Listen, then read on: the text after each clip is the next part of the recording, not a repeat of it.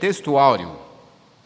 Jesus respondeu e disse-lhe: se conheceras o dom de Deus, quem é o que diz, dá-me de beber, e lhe pedirias, e ele te daria água viva. Amém? Glória a Deus. Vamos ver a verdade prática, irmãos. Eu vou ler aqui, os irmãos acompanham. A palavra de Deus revela raízes de um verdadeiro avivamento espiritual que perpassa a história. A leitura bíblica em classe, irmãos, encontra-se em João, capítulo 4, do versículo 7 ao versículo 15. Vamos ler como de costume, irmãos. Eu leio um versículo e os irmãos leem o outro, e assim sucessivamente. Amém? Quem não tem a revista, encontra-se no Evangelho de São João, capítulo 4, do versículo 7 ao versículo 15. Amém? E veio a mulher de Samaria tirar água, e disse-lhe Jesus: dá-me de beber.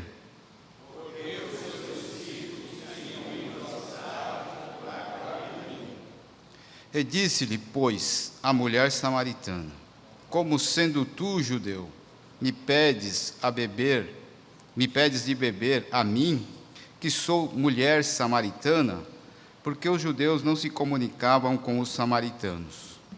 Jesus respondeu e disse: se tu conheceras o dom de Deus, e quem é o que te diz, dá-me de beber, tu lhe pedirias, e ele te daria água viva. Disse-lhe a mulher: Senhor, tu não tens com que tirar, e o poço é fundo. Onde, pois, tens água viva?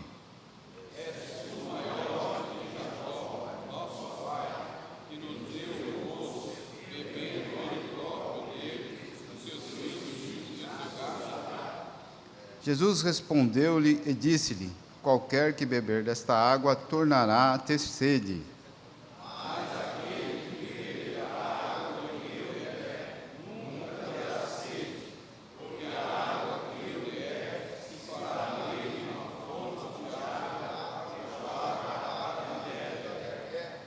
Vamos ler o último versículo todo junto, irmãos? Disse-lhe a mulher: Senhor, dá-me desta água, para que não venha sede e não venha aqui tirá-la. Amém? Só dizer mais uma oração. Maravilhoso eterno Pai, gratidamos, Senhor, por este momento, Senhor, de estarmos aqui, Senhor, ministrando esta palavra, Senhor. Dá-nos graça, venha nos usar, Senhor, pela Tua infinita misericórdia, Senhor, para a Tua honra, para a Tua glória, Senhor. Ó Deus, que Teu Espírito Santo, Senhor, venha nos fazer, Senhor, instrumentos, Senhor, nesta manhã, Senhor, e que a Tua palavra, Senhor, seja pregada nesta manhã, Senhor. Deus, venha abençoar, Senhor, venha abrir nossos ouvidos, Senhor, venha abrir as nossas mentes, Senhor, dar-nos entendimento e sabedoria da Tua palavra, Senhor. Deus, assim nós te pedimos e te agradecemos, tudo em nome de Jesus. Amém. Podeis assentar, irmãos?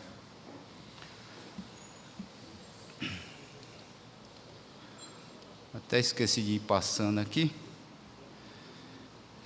Bom, irmãos, o comentarista ele coloca aqui sobre o avivamento no Novo Testamento, né?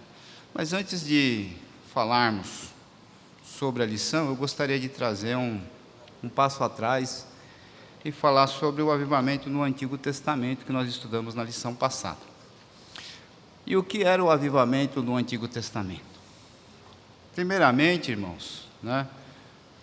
O que acontecia? Nós tínhamos uma crise ou um desvio do povo de Deus, né?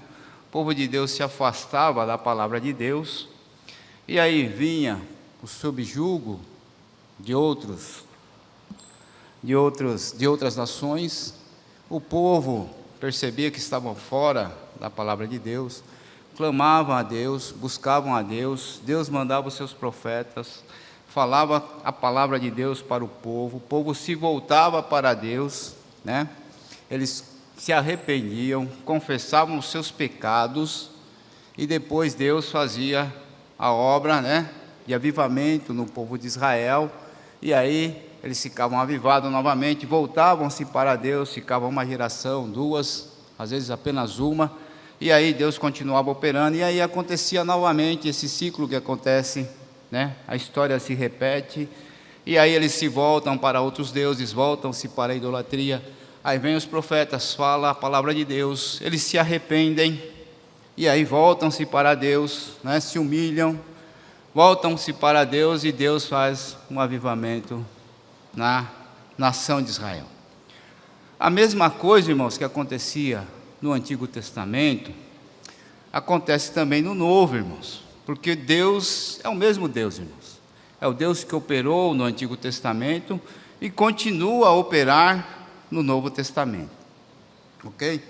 Então, irmãos, Deus continua o mesmo, e o avivamento é assim, irmãos, ele acontece assim, ok? Precisa ter a palavra, precisa ter o arrependimento, precisa reconhecer, precisa haver a conversão, precisa haver a transformação, precisa haver a santificação, e precisa andar com Deus para ter o avivamento. Tá certo, irmãos? Tudo bem? Está claro isso, irmãos? Então, esse é o avivamento bíblico, irmãos. Tudo bem? O avivamento bíblico é isso, irmãos. Palavra, arrependimento, conversão, mudança de caráter, transformação, ok? E aí vem uma vida com Deus. Isso é avivamento. Tudo bem, irmãos? Nós temos uma visão um pouco diferente, né? O pentecostal gosta de barulho, né? Não é avivamento, né? Só barulho, né, irmão? O pastor Jó está falando aqui que só barulho, sem palavra, não é avivamento, né? Então, irmãos, veja bem, avivamento é isso, precisa ter palavra. Se não tiver palavra, não tem avivamento, irmãos. É só barulho, tá certo? Mas nós vamos ver aqui, diante do que trouxe a revista nossa, irmãos, que esse barulho também é permitido por Deus, ok, irmãos? Tudo bem? Ok? Só que tem que haver a palavra de Deus. Vamos lá, irmãos. O avivamento nos evangelhos, irmãos. O nosso comentarista, ele começa, ao invés de começar com Mateus, ele acha por melhor começar por João, irmãos, né? O evangelho de João, apresentando o avivamento. Então, o que nós vamos fazer, irmão, dentro dessa lição? Nós vamos falar sobre o Novo Testamento num panorama geral, ok? Agora, voltando para a revista. Vamos fazer um panorama geral dos evangelhos, livro histórico, que é Atos, as cartas paulinas e as universais, e depois o livro da Revelação. Então, nós vamos dar uma geral, né, um panorama bem geral, nós não vamos parar em todos os tópicos, ok? Tem muita coisa para se falar, mas diante do que nós temos na revista, nós temos ainda muitas lições aí para aprender. Então, nós vamos só dar um panorama bem geral do que é, né, o que é que fala cada evangelho, o que é que fala no livro histórico, o que é que fala nas epístolas, né, tanto paulinas como universal, e no livro da Revelação. Então, vamos lá, irmãos. João, o evangelho de João, o autor é João, né, o discípulo amado, como ele mesmo coloca no seu livro, no evangelho. Ele foi escrito em 80 a 95, mais ou menos, né? Alguns estudiosos colocam até 98. E ele traz uma abordagem diferente dos outros 3 evangelhos, né? Que é Mateus, Marcos e Lucas, né? Esses 3 são chamados sinóticos, né? Que está aí, irmãos, a definição segundo a revista nossa também, né? E segundo o dicionário teológico da CPAD, né? Então ele coloca lá que está lá que é um só golpe, que com um só golpe de vista abrange várias coisas. Então, isso daí que significa sinóticos, que é um só golpe de vista abrange várias coisas. Então, para ficar mais simples, irmãos, os 3 evangelhos, eles são muito semelhantes, né? Existe uma semelhança muito grande entre os 3, e por isso ele é chamado sinóticos, tá bom?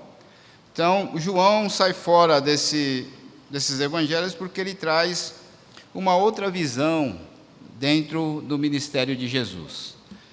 Os três primeiros evangelhos falam sobre a vida de Jesus na Galileia e expressa apenas 1 ano da vida do ministério de Jesus e depois a sua crucificação.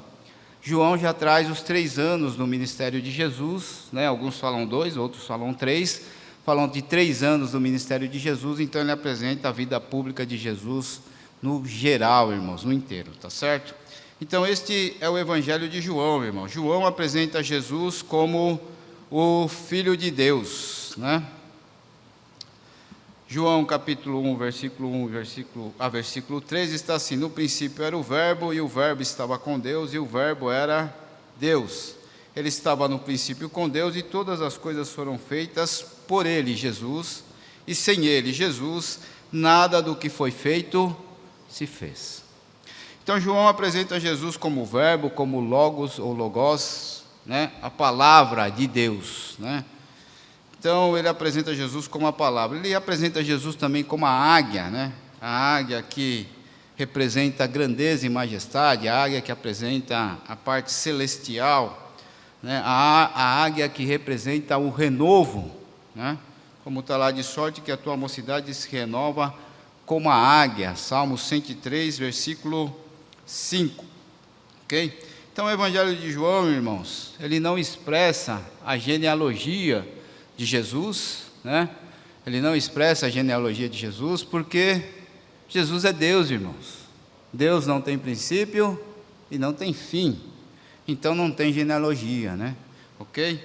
Então, como está lá em Hebreus capítulo 7, versículo 3, sem pai, sem mãe, sem genealogia, não tendo princípios de dia nem fim, mas sendo semelhante ao Filho de Deus, permanecendo sacerdote para sempre. A comparação de Melquisedeque com Jesus, ok, irmãos? Também Jesus não tem princípio e nem fim, ele é eterno, ele existe de geração a geração, irmãos, ok?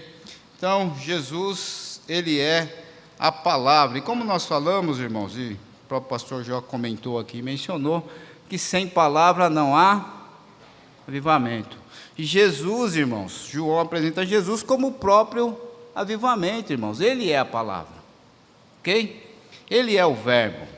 Então João apresenta Jesus como sendo o próprio avivamento do Novo Testamento, irmãos, ok? Jesus, ele é o avivamento. Ele é o Deus encarnado, irmãos, que veio para revelar ao mundo Deus, não só para os judeus, mas para o mundo, irmãos. Né? Jesus veio, encarnou, né? Se vestiu de homem, veio aqui na terra para mostrar para nós, irmãos, quem é Deus, né? Como está lá em Hebreus capítulo 1, versículo 1, havendo Deus antigamente falado muitas vezes, de muitas maneiras, aos pais, pelos profetas, a nós, nestes últimos dias, pelo Filho, Jesus, ok? Quer conhecer a Deus? Conheça Jesus, né? Por isso que Jesus fala para Filipe: tenho estado tanto tempo contigo e você ainda pede para me mostrar o Pai? Quem vê a mim, vê o Pai, ok, irmãos? Então Jesus é a representação de Deus aqui na terra, ele é Deus, irmãos, tudo bem? Está claro para os irmãos, que o evangelho de João, ele traz esse avivamento, irmãos, ele traz Jesus como o grande avivamento. Jesus, ele é a palavra, ok? E sem palavra não há avivamento, irmãos. Tudo bem? Está bem claro isso para os irmãos? O versículo-chave, irmãos, da epístola do evangelho de João, irmãos, está lá em capítulo 20, versículo 30 e 31. Jesus, pois, operou também, em presença de seus discípulos, muitos outros sinais, que não estão escritos neste livro, ou neste evangelho. Estes, porém, foram escritos para que creais que Jesus é o Cristo, o Filho de Deus, e para que crendo tenhas vida em teu nome, né? Então, João escreve para que todo mundo creia que Jesus, ele é o Filho de Deus, e que também venha a ser salvo. Ok, irmãos? Tudo bem? Então, voltando aqui para o comentário aqui do que o comentarista fez aqui, irmãos, Jesus agora, no Evangelho de João, também ele introduz a água, como está ali, né? Ele introduz a água, né, para a mulher de Samaria, né? E Jesus vem falando sobre o Espírito Santo, né? Essa água nada mais é do que o Espírito Santo. Como nós vamos ver no capítulo 7 de João, no versículo 37 e 39, João explica o que é essa água, né? Está lá, e no último grande dia, o grande dia da festa, Jesus pôs-se em pé e clamou, dizendo: se alguém tem sede, venha a mim e beba. Quem crê em mim, como diz as Escrituras, rios de água viva correrão do seu ventre. Isso disse ele do Espírito que havia de receber os que nele crescem, porque o Espírito Santo ainda não fora dado, por ainda Jesus não ter sido glorificado. Então, essa água que Jesus está falando, irmãos, João coloca aqui, que nada mais é do que o Espírito Santo de Deus, né? Então, o Espírito Santo de Deus viria habitar em nós, irmãos, ok? Então, nós podemos ver, irmãos, dentro do Evangelho de João, as pessoas sendo salvas, ok? Acho que é o Evangelho que traz isso, irmãos. Quando Jesus fala com Nicodemos, Nicodemos pergunta as coisas, mas com a palavra que Jesus fala para ele, ele se torna um seguidor de Cristo. Mais para frente nós vamos ver que Nicodemos estava no sepultamento de Jesus. Nós vemos, irmãos, essa mulher samaritana crendo em Jesus, que ele é o Messias prometido. Não só a mulher samaritana, mas também a aldeia que ela morava. Todos creram que Jesus era o Messias, né? Nós vemos a mulher adúltera que também aceitou a palavra de Jesus, né, se arrependendo e voltando-se para Cristo. Então, irmãos, Jesus como a palavra, irmãos, Jesus como aquele que começa o avivamento, irmãos, ele vai trazendo isso dentro do Evangelho de João e mostrando que Jesus ele veio trazendo o arrependimento para todo aquele que nele crê. Ok, irmãos? Está claro, irmãos, aqui o avivamento no Evangelho de João, irmãos? O Evangelho de João vem trazendo o Espírito Santo como sendo um novo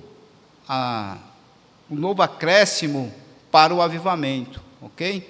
Então, até então, irmãos, era a palavra arrependimento, conversão, né? Transformação, mudança de caráter, santificação e uma vida com Deus. Agora também veio o batismo com o Espírito Santo. Tudo bem? Então, a introdução aqui de João, irmãos, ele vem introduzindo o Espírito Santo neste avivamento. Está claro, irmãos? Pois não, pastor.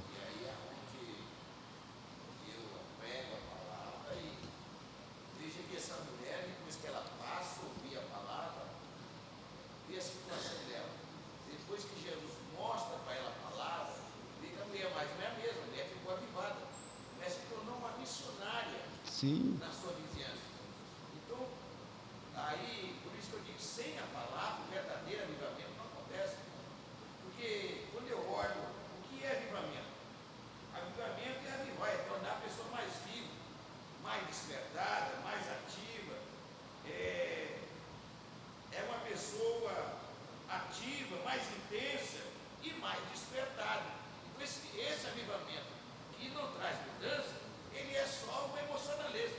E o emocionalismo é avivamento. A pessoa se emociona hoje, mas não muda o seu comportamento. Então, cada mulher, o avivamento entrou, e mudou de conduta, se tornou missionário. Esse é o verdadeiro avivamento. Amém, amém. Os irmãos conseguiram ouvir o que o pastor falou? O pastor colocou aqui, irmãos, sobre a mulher samaritana, né? Ela ouviu a palavra de Deus e depois que ouviu, ela aceitou e se tornou uma missionária, como disse aqui o pastor Jó, né? E foi falar lá na aldeia dela. Ok, irmãos? Isso é avivamento, né? Quando há uma conversão e ainda você sai para falar sobre aquele que te salvou. Ok, irmãos? Isso é avivamento. Vamos lá, irmãos, nós temos algum tempinho ainda. Mateus, irmãos, avivamento no Evangelho de Mateus, ok? Então, o Evangelho de Mateus está lá no nosso slide, que ele apresenta o Evangelho do Reino, né? Mateus, o Evangelho de Mateus, o autor é Mateus, ele escreveu cerca de 60 depois de Cristo. Mateus, ele escreve para os judeus, né? E apresenta Jesus como rei, como Messias prometido, como leão da tribo de Judá. Okay? Jeremias 27, 5. Eis que vem dias, diz o Senhor, que levantarei a Davi um renovo justo, sendo rei, reinará e prosperará, e praticará o juízo e a justiça na terra. 2 Samuel 2, 7 e 16. Porém a tua casa e o teu reino serão firmados para sempre diante de ti, e o teu trono será firme para sempre, irmãos. Então, Mateus apresenta Jesus como rei, vindo da família de Davi e também de Abraão. Como ele escreve para os judeus, irmãos, nada mais justo do que colocar a genealogia de Jesus, para apresentar que Jesus, ele era da descendência de Davi e também da descendência de Abraão, irmãos, né? Porque se vocês verem lá no Evangelho de João, lá ele fala, mas nós somos filhos do pai Abraão, né? Então, para os judeus era importante colocar Abraão também nessa genealogia. E Mateus para por aí, ok? De Abraão a Davi, de Davi a Jesus, mostrando que Jesus, ele era descendente da realeza. Então, ele apresenta Jesus como um rei, né? Irmãos, os judeus, eles esperavam Jesus para implantar o reino naquela época, quando ele aparece, né?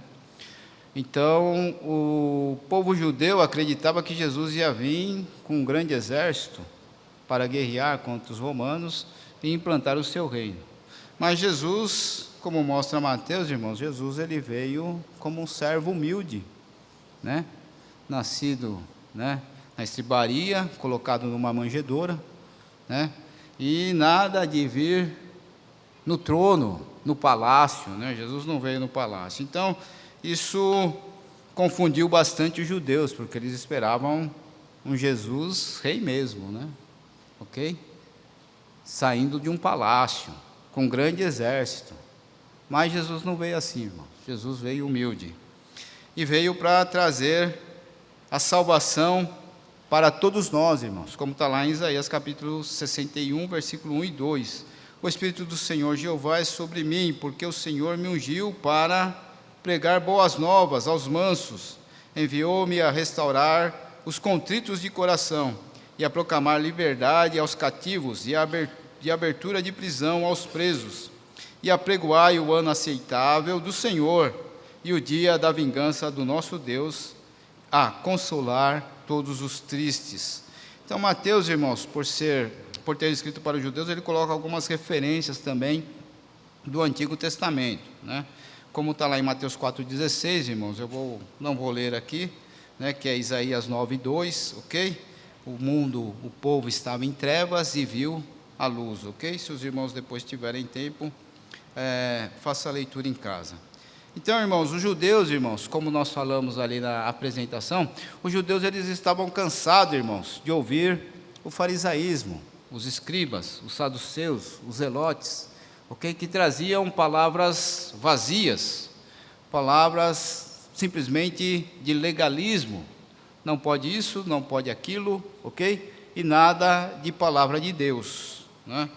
E aí, irmãos, quando Jesus vem, irmãos, né? Jesus vem trazendo um discurso diferente dos escribas e dos fariseus, né?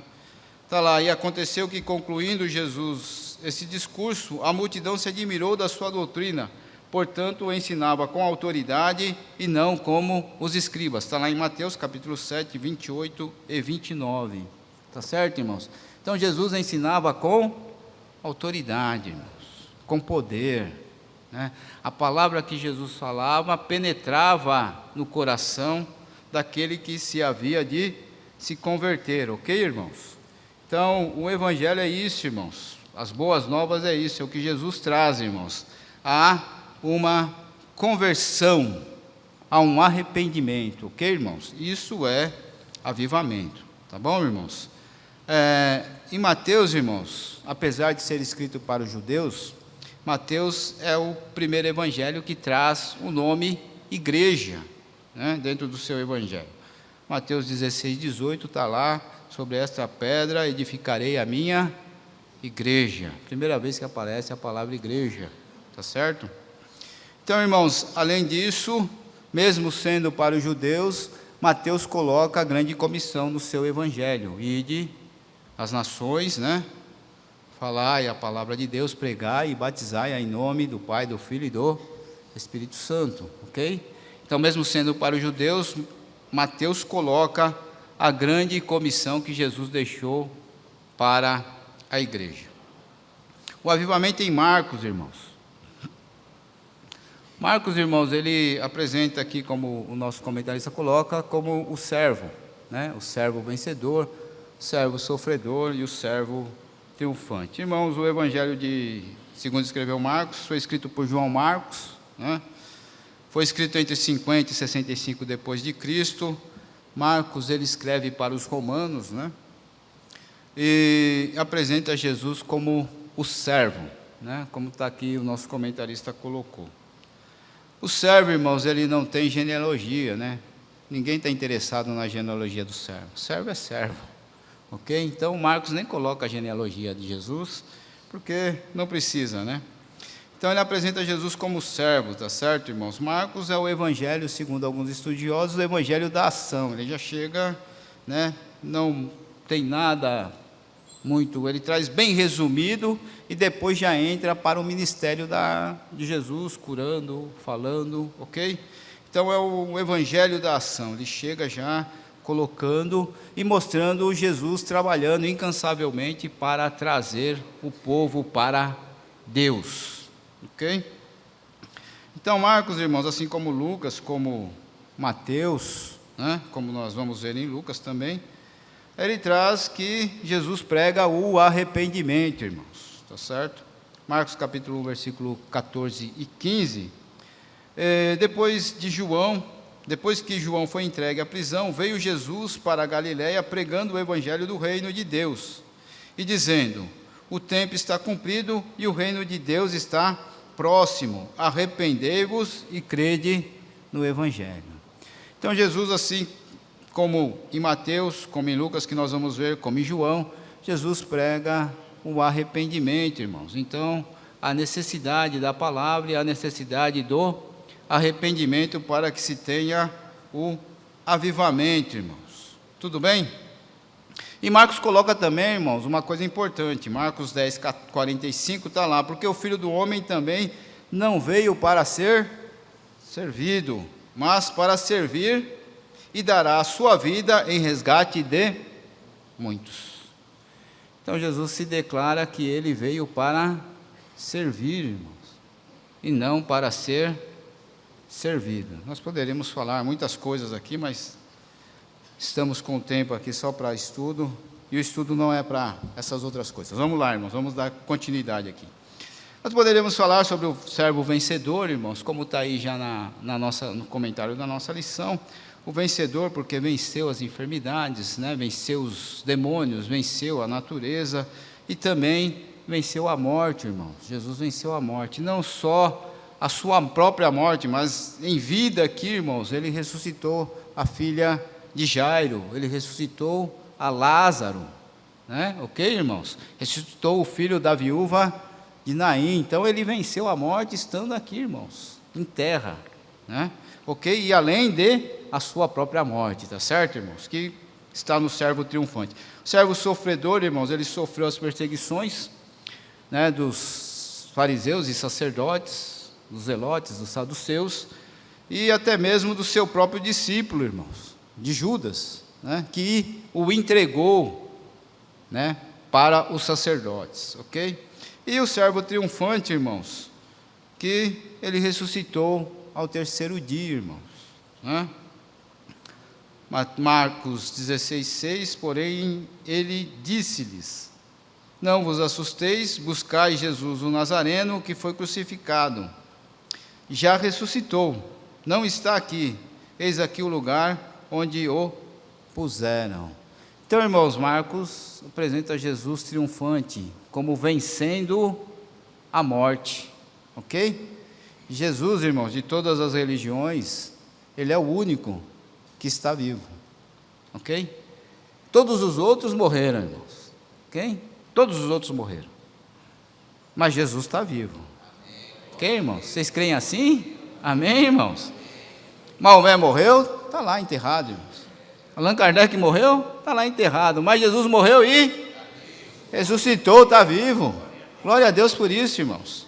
É nesse evangelho que nós cremos, irmãos, no Jesus vivo, naquele que prega o avivamento, mas está vivo, irmãos. Não é em memória, não é porque morreu, não, Jesus ainda continua vivo, irmãos. Nós falamos como ele estivesse hoje, e ele está aqui, irmãos, ok?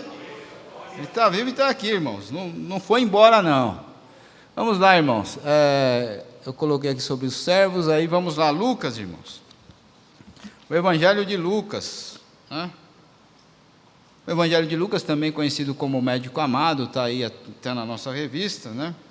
Quem escreveu foi o próprio Lucas. Lucas, ele escreve entre 60 e 63 depois de Cristo, e é o único autor humano, irmãos, que não é judeu, ok? Ele é gentil, não é judeu, então, portanto, ele é o único que escreveu 2 livros, irmãos, o seu Evangelho de Lucas e também Atos dos Apóstolos, né? Ele representa Jesus como o homem perfeito, ok? O homem perfeito, o homem sábio, né? Nenhum outro evangelho, irmãos, apresenta a humanidade de Jesus como Lucas, né? Nós vemos, irmãos, que Lucas, ele coloca a genealogia de Jesus, porque os judeus, eles gostavam de saber, ou os gregos, eles gostavam de saber sobre a sua descendência, e Lucas coloca, irmãos, de Jesus até Deus, né? Ok? Ele vai até Deus, irmãos, ele não para em Abraão como Mateus parou, ele vai até Deus, né? Adão e Deus, ok? Para mostrar para os gregos que Jesus, ele veio de Deus, ele é o Filho de Deus, tá certo, irmãos? Então, essa é a genealogia que Lucas nos traz, irmãos. Ele traz a sua humanidade, irmãos. Nenhum outro evangelho, irmãos, traz a infância de Jesus, somente Lucas, né? Por isso ele traz a humanidade de Jesus. Lucas traz a sua infância, traz a sua juventude, para que nós conhecêssemos quando ele vai para o templo e fica lá conversando com os doutores. Então, Lucas, ele é o que traz a humanidade de Cristo, ele fala sobre a humanidade de Jesus. Então, é o único evangelho que fala da sua infância, nenhum outro fala, né? Irmãos, como é dito aqui, Lucas também não é diferente. Jesus prega o arrependimento, Lucas 4, 18 a 21, né? Ele fala sobre o Espírito, sobre Isaías 61, versículo 1 e 2, né? E ele fala que aquilo se cumpriu, né? No versículo 21, então começou a dizer: hoje se cumpriu esta escritura em vossos ouvidos. Então, Lucas mostra que Jesus era esse que havia de vir, né? O Filho de Deus que havia de pregar, irmãos, né? Evangelizar, né? Falar sobre Deus e sobre o arrependimento, ok? Lucas também coloca, irmãos, sobre a doutrina que Jesus falava, com autoridade, irmãos. Lucas 4, 32, e admiravam-se da sua doutrina, porque a sua palavra era com autoridade, irmãos, né? Então, a palavra com autoridade trazia o povo ao arrependimento, irmãos. Tudo bem? Então, Lucas, irmãos, demonstra também uma coisa importante no Evangelho, que ele destaca bastante, é o Espírito Santo, irmãos. No capítulo 1, irmãos, nós vemos que ele fala muito do Espírito Santo, né? Capítulo 1, versículo 15, ele fala que o bebê será cheio do Espírito Santo. No capítulo 35, ele fala para Maria que descerá sobre ti o Espírito Santo. Em Lucas capítulo 1, versículo 41, Isabel, ela é cheia do Espírito Santo. E depois, por fim, Zacarias também é cheio do Espírito Santo, irmãos. A família toda era cheia do Espírito Santo, né? O filho que ia nascer, a mãe, o pai, era um crente pentecostal lá, pastor Jó. Todo cheio do Espírito Santo, ok? Então, irmãos, Lucas coloca isso, irmãos, né? Que eles estavam lá e eram cheios do Espírito Santo. Veja, irmãos, o cheio do Espírito Santo, ainda Jesus não havia enviado o Espírito Santo, irmãos. Então, continua ainda sendo como no Antigo Testamento. Tudo bem, irmãos? Dá para entender isso? O Espírito Santo, no Antigo Testamento, ele não habitava nas pessoas. Ele vinha, descia sobre a pessoa fazia o que tinha que fazer e depois não mais. Entendeu? Está claro isso, irmãos? Assim também, Isabel, Zacarias, foi cheio do Espírito Santo, ele profetizou Zacarias e depois, ele foi cheio naquele momento e depois não mais. Tudo bem, irmãos? Está claro isso? Assim como Deus usou a Bezalel, encheu do Espírito para dar sabedoria, para fazer todos os utensílios, e depois, né? Ok, irmãos? Então o Espírito Santo era assim, irmãos, ele vinha, fazia a obra e ia embora. E nós vamos ver que é diferente agora no Novo Testamento. Ok? Tudo bem, irmãos? Está claro? Então tá bom. Vamos lá, irmãos. Então, o Espírito Santo, irmãos, já vem aparecendo aqui em Lucas e nos outros evangelhos também, só que Lucas, ele apresenta um pouco mais sobre o Espírito Santo. Tudo bem? João explica sobre o Espírito Santo na água, né, da mulher samaritana, no dia que Jesus pregou lá no templo. E agora, Lucas, ele traz bastante coisa sobre o Espírito Santo, apenas no capítulo 1, já trouxe muitas coisas sobre o Espírito Santo. E aí nós vamos, irmãos, para o livro histórico, irmãos, Atos dos Apóstolos, né? A mensagem que traz a fundação da igreja, né? A fundação da igreja. Então nós vemos, irmãos, que este avivamento, irmãos, na igreja primitiva, veja bem, todos deveriam esperar em Jerusalém, né? Como está lá no Atos capítulo 1, versículo 5, né? Para serem batizados com o Espírito, né? Como Jesus fala, não muitos depois desses dias, né? Então havia a necessidade de que o Espírito Santo viesse sobre a igreja. Todos os evangelhos falam sobre o batismo com o Espírito Santo. Mateus fala, né, quando João fala que, João Batista, né, João fala que ele virá e batizará com o Espírito Santo e com fogo, assim como também em Marcos, né, ele os batizará com o Espírito Santo, Marcos 1:8, Lucas 3:16 também, com o Espírito Santo e com fogo. Então já era anunciado pelo profeta João Batista que o Espírito Santo viria, assim como foi anunciado por Jesus, irmãos, no Evangelho de João, ok? E assim também como foi no livro de Joel, irmãos, capítulo 2, versículo 28 e 29, ok? Tudo bem, irmãos? Capítulo 2, versículo 28 e 29 de Joel, né? E há de ser que derramarei, que depois derramarei do meu Espírito sobre toda a carne, vossos filhos e vossas filhas profetizarão, os vossos velhos terão sonhos, os vossos jovens terão visão, e também sobre os servos e servas, naquele dia derramarei o meu Espírito. Profecia de Joel, irmãos. Tudo bem?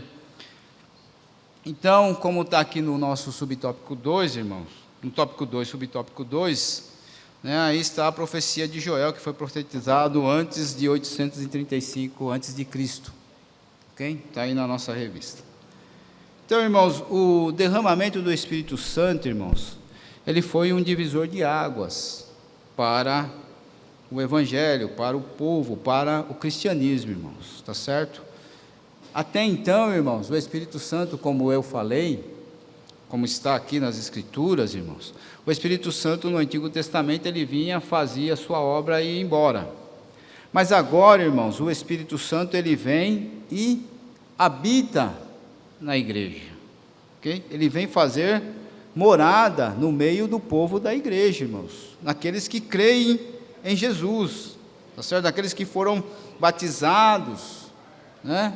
Aqueles que aceitaram Jesus, receberam de bom grado, e aí eles são batizados com o Espírito Santo. Irmãos, e o Espírito Santo, ele não vai embora, ele permanece na igreja, irmãos. Essa é a diferença, entendeu? Então acrescenta-se aqui, irmãos, no avivamento do Novo Testamento, acrescenta-se aqui o batismo com o Espírito Santo, ou o batismo no Espírito Santo, como queiram, ok, irmãos? Então o batismo, irmãos, era para ser esperado, e havia a necessidade de que a igreja fosse batizada com o Espírito Santo, né? Nós vemos que antes de Jesus começar o seu ministério, ele foi batizado nas águas, teve o batismo nas águas, e aí então ele começa o ministério. Para a igreja começar a pregar o evangelho, precisou ser batizada, não nas águas, mas com o Espírito Santo, irmãos. Precisou ser revestida de poder, para que aqueles discípulos que estavam com Jesus, que estavam com medo ainda, com um pouco de receio, pudessem ter revestimento de poder, para poder falar a palavra de Deus, irmãos. Sem esse revestimento, irmãos, a igreja não sairia de Jerusalém. Por isso que Jesus fala: serei testemunha tanto em Jerusalém, na Judéia, Samaria e até os confins da terra, irmãos. Se não vem o batismo, irmãos, não chega até os confins da terra, não sai de Jerusalém. Mas como Deus sabe de tudo, irmãos, conhece tudo, e sabe que o homem precisava do Espírito Santo habitando nele, para que tivesse força e poder para pregar a palavra dele, irmãos, Deus envia o Espírito Santo, ok, irmãos? Então há uma necessidade do Espírito Santo, e aí há um avivamento espiritual, irmãos, na igreja, ok? Até então, eles estavam com medos, dentro do cenáculo, reunidos, né? Não falavam nada, mas a hora que vem o Espírito Santo de Deus, desce sobre a igreja, irmãos, como um vento veemente, irmãos, que enche toda a casa, e habita nos discípulos, irmãos, e naqueles que estavam, naqueles 120, aí eles saem falando das maravilhas de Jesus, ok?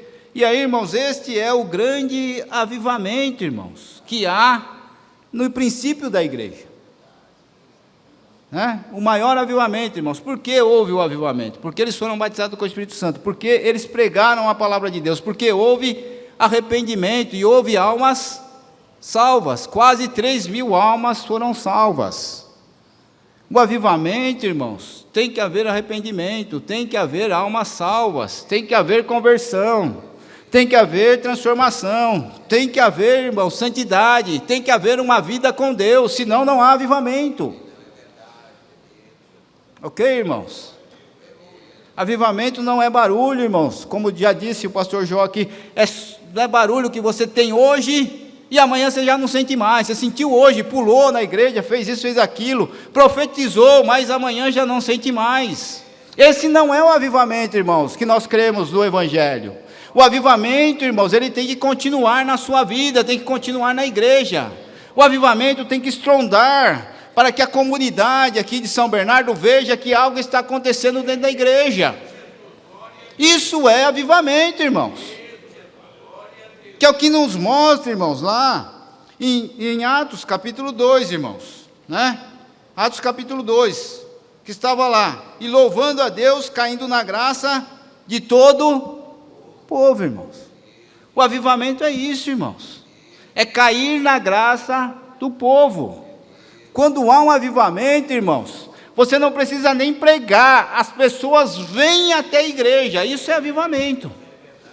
Eles querem ver o que está acontecendo na igreja, eles querem participar daquilo que está acontecendo na igreja. Foi o que aconteceu aqui, irmãos, em Atos.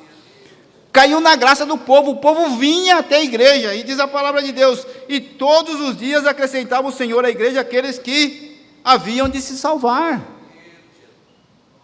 Isso é avivamento, irmãos. O avivamento não pode ser só o pulo, só falar em línguas, só profetizar aqui na igreja. O avivamento tem que haver uma explosão, irmãos, para a comunidade. A comunidade tem que ver algo diferente na igreja. Isso é avivamento, irmãos. É o que aconteceu em Atos, irmãos. O povo viu, ouviu. Aqueles judeus que não sabiam nem falar a língua deles, estavam falando na língua deles e eles entenderam as maravilhas de Jesus, porque que Jesus veio, para que eles se arrependessem e fossem salvos. Então, há uma salvação, irmãos. Avivamento é isso, irmãos. Avivamento precisa impactar, não só nós, irmãos, que estamos dentro da igreja. Tem que impactar a comunidade, irmãos. A cidade de São Bernardo. Tem que impactar, irmãos. Isso é avivamento. Quando há um avivamento real, irmãos, a cidade começa a ver que há algo diferente na igreja. E eles começam a querer vir, uns só para ver, outros vêm porque querem participar e ser também como os crentes. Mas hoje, irmãos, me desculpe aqui, irmãos, mas hoje, ninguém mais quer ser crente, irmãos. Ninguém quer ser crente. Antigamente, irmãos, a gente ouvia assim, eu queria ser igual aquele crente. A gente ouvia, irmãos, eu ouvia, né? E hoje, irmãos, as pessoas falam assim, não quero ser igual aquele crente lá não, deve e não paga. Irmãos, como nós estamos, irmãos? Será que nós estamos vivendo o avivamento ainda da igreja primitiva? Então, irmãos, avivamento é tudo isso, irmãos. Não é só falar em línguas estranhas. Não é só pular na igreja. Avivamento é os outros verem que você tem algo diferente também. Avivamento, irmãos, é trazer aqueles que estão perdidos para Deus. Isso é avivamento, irmãos. Ok? É isso que o nosso comentarista traz. Avivamento é trazer o povo para Deus. Se você não acredita nisso, irmãos, olha aqui em Atos. O povo vinha até Deus. Eles falavam de Jesus, saíram, pegaram, Filipe saiu pregando, né? E aí, irmãos, Pedro pregou, irmãos. Nós vemos que depois disso, irmãos, eles foram cheios. Pedro e João curam o coxo lá na igreja, na porta. Acontecem os milagres. Até a sombra de Pedro curava. Irmãos, acontecem coisas extraordinárias. Isso é avivamento, irmãos. Ok? Isso é avivamento, que não só foi no dia de Pentecostes, irmãos. Continuou por muitos dias, como está aqui, irmãos, né? E todos os dias. Foi anos, irmãos. Anos esse Pentecoste, esse avivamento que teve no dia de Pentecostes, permaneceu.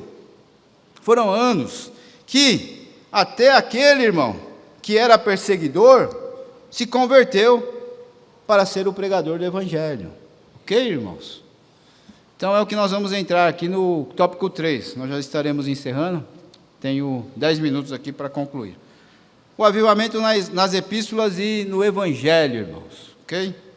Eu vou falar sobre as epístolas paulinas e também as epístolas universais, que elas se juntam, tá certo, irmãos? Então eu vou falar sobre as duas num só tópico, tá? Ok? Tudo bem?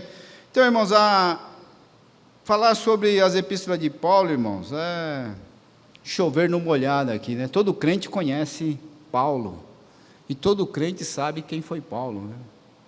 Todo mundo conhece, sabe que ele foi perseguidor, e depois passou a ser o pregador, o doutor dos gentios, né? Então, irmãos, Paulo dispensa a apresentação, né? E o comentarista coloca algumas partes aqui, que ele fala de algumas epístolas, de Romanos, que é a justificação pela fé, a soteriologia de 1 e 2 Coríntios, a mensagem escatológica em 1 e 2 Tessalonicenses, como está aí na nossa apresentação, irmãos, e a alegria na carta de Filipenses, né? Além disso, irmãos, o comentarista coloca aqui, né, na última parte aqui, todavia, e especialmente vale destacar o apelo do apóstolo aos Efésios, mas enchei-vos do Espírito, Efésios capítulo 5, versículo 18. Esse apelo continua a ecoar atualmente, irmãos. Ok? Então, irmãos, ser cheio do Espírito, que também traz as epístolas, irmãos, universais ou gerais, né? As epístolas universais e gerais, irmãos, ele traz como nós devemos viver, né? Como um cristão deve viver, né? Para quê, irmãos? Para viver, para manter esse avivamento dentro de você, irmão. Ok? Esse avivamento tem que estar dentro de você, né? Não é só na igreja. O avivamento tem que estar dentro de você.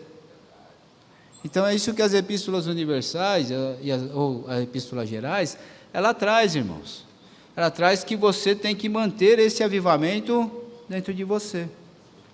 Coisa que, muitas vezes, o crente, ele perde esse avivamento, né? Ele deixa de ter esse avivamento. Há uma frieza espiritual, né? E é necessário, irmãos, que nós venhamos manter, né? Manter dentro da nossa vida esse avivamento, né? Ok, irmãos? Está certo, irmãos? O avivamento, irmãos, Tiago coloca assim: sede cumpridores da palavra e não somente ouvintes, enganando-vos com falsos discursos, tá? João, ele traz, irmãos, 1 João 4, 20 e 21, se alguém diz eu amo a Deus e aborrece o seu irmão, é mentiroso, pois quem ama o seu irmão, pois quem não ama o seu irmão ao qual viu, como pode amar a Deus que não viu?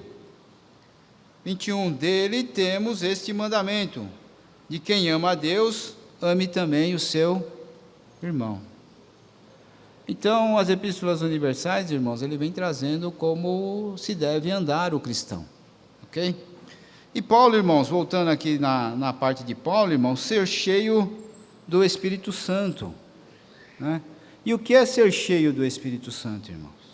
Nós já aprendemos em algumas lições passadas aqui, alguns anos atrás, né? Nós aprendemos, irmãos, sobre ser cheio do Espírito Santo, né?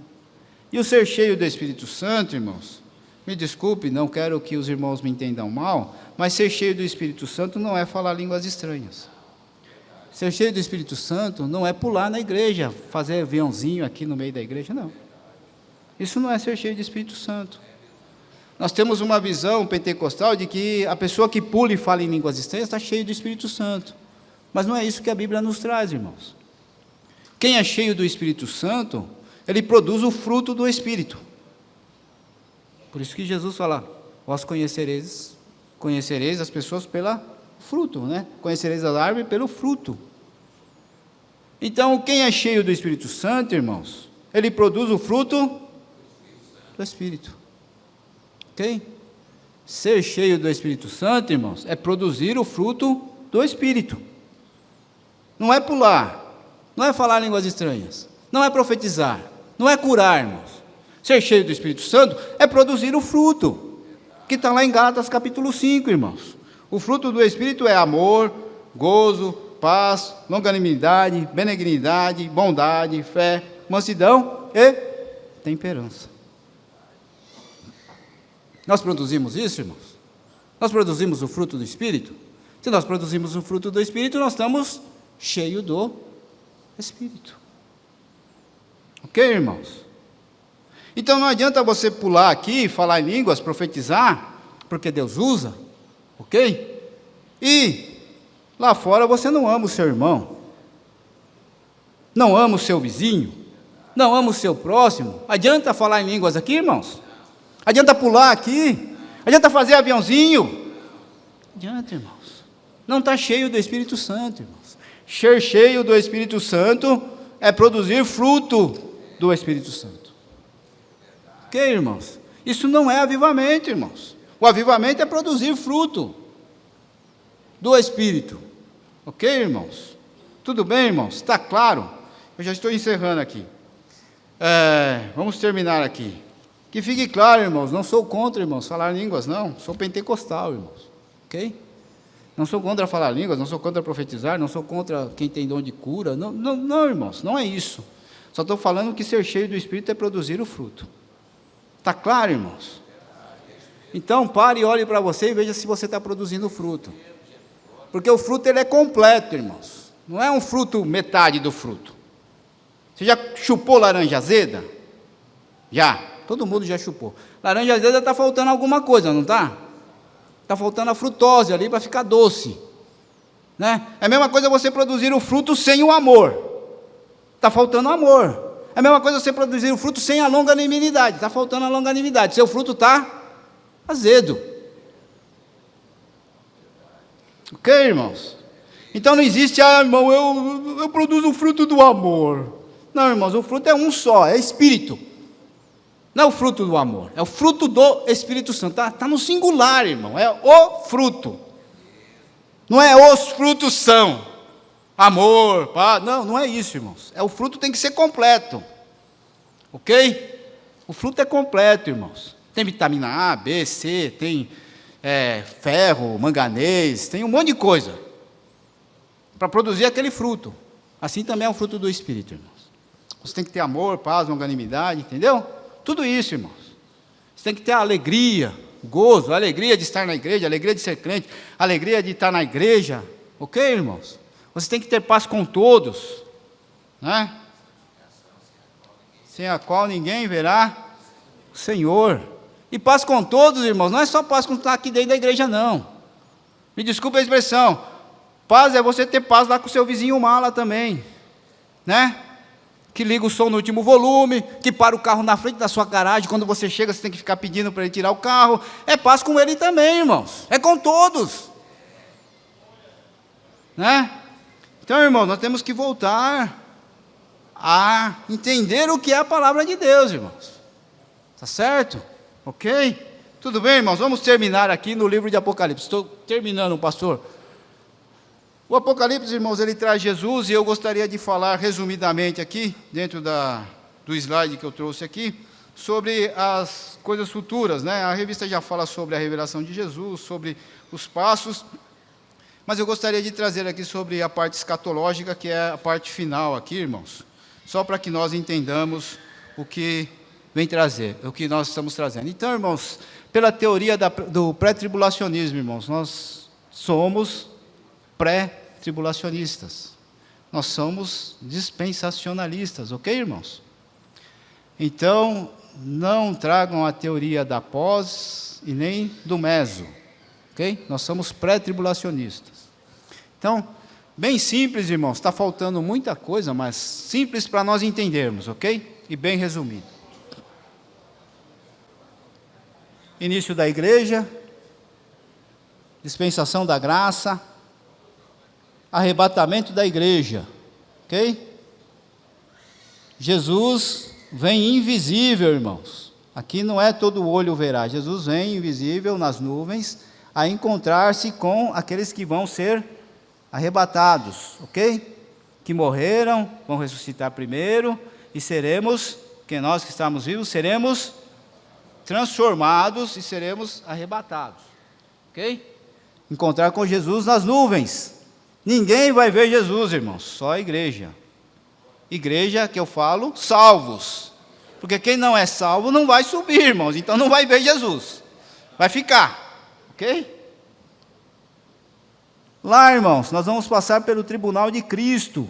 Nós vamos ser galardoados, ok? Quem subiu, subiu e está salvo. Quem subiu não vai descer mais, irmãos.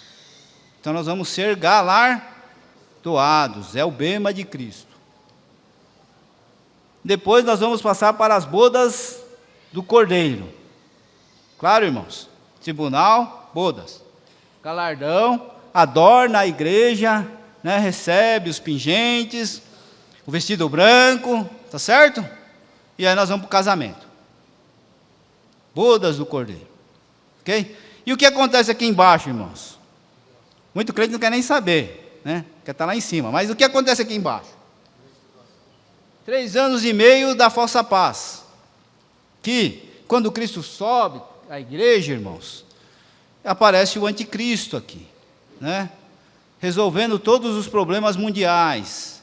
E aí ele começa a comandar. Ele faz um pacto com Israel e começa os 3 anos e meio da falsa paz. Aí nos outros 3 anos e meio, como diz lá em Daniel, ele quebra a promessa com o povo judeu, e aí começa a grande tribulação, começa a derramar os 7 cálices da ira, né? 7 cálices, 7 selos, começa a derramar sobre o povo. Depois das bodas, irmãos, a igreja desce, mas aí todo olho o verá. Agora sim, irmãos, agora todo olho o verá. Jesus visível e volta com a igreja, já casado, irmãos, ok? Desce, acontece a guerra do Armagedon aqui, ok? Tudo bem, irmãos? Jesus livra Israel, né? E aí ele implanta o milênio, irmãos. Tudo bem? E é aqui, irmãos, no milênio, nós falamos sobre a profecia de Joel. Joel, ele começa a se cumprir no batismo, no dia de Pentecostes, ok? Começa a se cumprir a profecia. E a profecia é completa no milênio, irmãos. Que aí sim vai ser derramado o Espírito de Deus sobre toda a carne. Então vai ser aqui no milênio, irmãos, que vai ser derramado sobre toda a carne. Então a profecia se completa no milênio, ok? Satanás é amarrado por 1000 anos e depois é solto. E aí acontece a guerra de Gog e Magog e o final, ok? Então, irmãos, avivamento não é barulho, avivamento é o que, irmãos? Ser cheio do Espírito? Também, irmãos. O avivamento, irmãos, o maior avivamento é trazer o pecador para Deus. Ok? Você traz como? Ok, irmãos? Tudo bem, irmãos? Então, o verdadeiro avivamento é trazer o pecador para Deus, irmãos. Como? Palavra, conversão, transformação, santificação e uma vida com Deus. Ok? Que Deus os abençoe, irmãos.